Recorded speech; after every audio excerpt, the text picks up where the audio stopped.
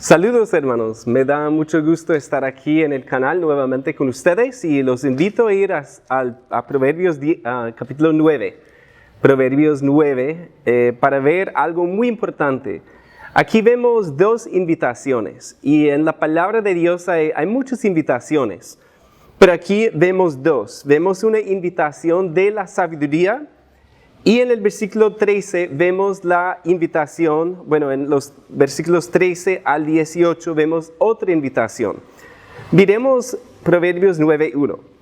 La sabiduría edificó su casa, labró sus 7 columnas, mató sus víctimas, mezcló su vino y puso su mesa. Envió sus criadas, sobre lo más alto de la ciudad clamó. Dice a cualquier simple, ven acá. A los faltos de cordura dice, venid, comed mi pan y bebed del vino que yo he mezclado, dejad las simplezas y vivid, y andad por el camino de la inteligencia. Aquí vemos la primera invitación de la sabiduría. Y notemos aquí que ella prepara todo un banquete. Y realmente si miramos los primeros versículos, habla de muchos preparativos para este banquete. Edificó su casa, labró sus 7 columnas, que requeriría mucho tiempo. Habla de que mató los animales para la cena, mezcló su vino, que me imagino es un proceso de mucho tiempo. Envía a sus criadas e invita a todos los simples, a todos los que no tienen sabiduría. Y vemos ahí que la sabiduría es algo que requiere tiempo. Y notamos que ella se prepara muchísimo para esta invitación. Es algo que, para ponerlo en términos costeños, sería como un buen sancocho, que requiere mucho tiempo, ¿verdad? Uno va echando ingredientes, dejando que ese fuego cocine ese sancocho para que tenga un sabor exquisito. Y así es con la sabiduría. Necesitamos tiempo para meditar en la palabra de Dios. Necesitamos mucha oración también, muchos consejos, muchos ingredientes de la palabra de Dios. La ayuda de la iglesia local también es un ingrediente muy importante.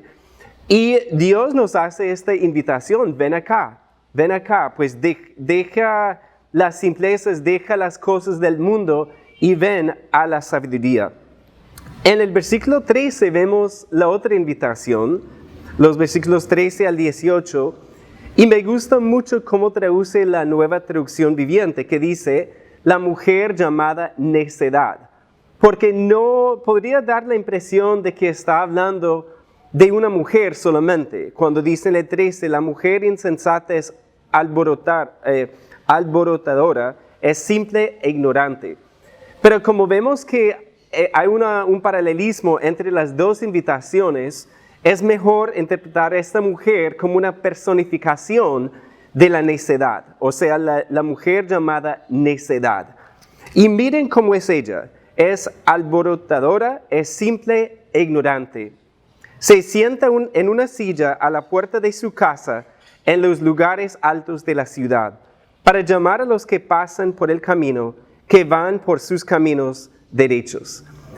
Noten aquí, hermanos, el contraste entre la sabiduría, que ella se prepara, ella hace un banquete, ella toma mucho tiempo para tener todo listo, para ofrecer algo importante para el simple. Mientras que la necedad, ¿qué hace?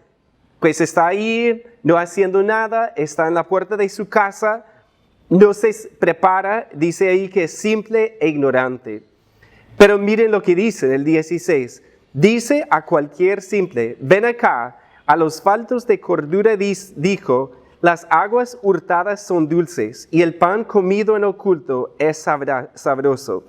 Y no saben que allí están los muertos, que sus confidados están en lo profundo del Seol. Vemos allí que la invitación de ella es exactamente, o por lo menos comienza de la misma forma que la sabiduría. Porque ella quiere aparentar una sabiduría. Ella quiere darte la idea de que es sabia esta necedad. Pero noten ahí, o notemos que en el 17 habla de algo fácil de conseguir. Las aguas hurtadas son dulces y el pan comido en oculto es sabroso. Y es una verdad que en el momento de pecar, de seguir la necedad, hay algo de placer en eso, pero la palabra dice que es un placer temporal, es un placer momentáneo y después los resultados son terribles. Entonces nos ayuda a pensar en esto, que cuando hay una tentación debemos pensar, ok, ¿qué me da esa tentación? Quizás me va a dar un placer en el momento, como aguas hurtadas que son dulces, pero miren el 18, y no saben que allí están los muertos, que sus convidados están en lo profundo del Seol. ¿Qué quiere decir?